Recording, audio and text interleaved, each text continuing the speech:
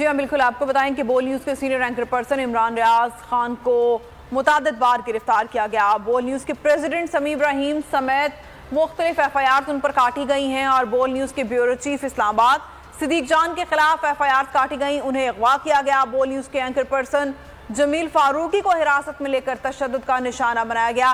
वाहिद news channel के मालिक शुएब शेख को भी गिरफ्तार किया गया। झूठे कस्टम केसेस डाले गए, FBR के ऑडिट्स किए गए, पैमरा के लाइसेंसेस मनसूख किए गए।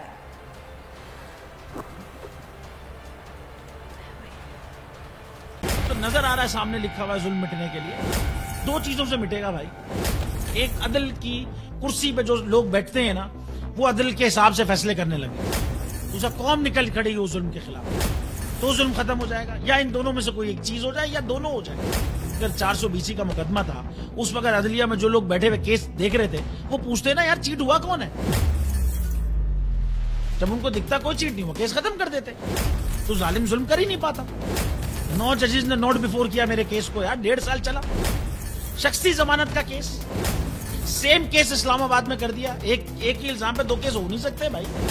मतलब 60 दिन का वक्त होता है, 102 दिन के बाद मैं जीत गया, केस बरी हो गया, 102 दिन के बाद अपील फाइल की, एक्सेप्ट कर ली। नहीं करते ना एक्सेप्ट, खत्म हो जाता ना जुल्म यार।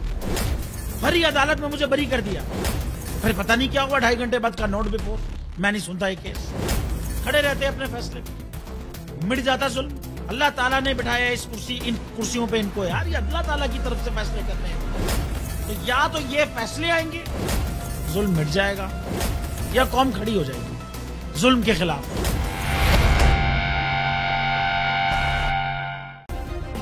सब्सक्राइब करें और बेल दबाएं ताकि कोई खबर रह न जाए।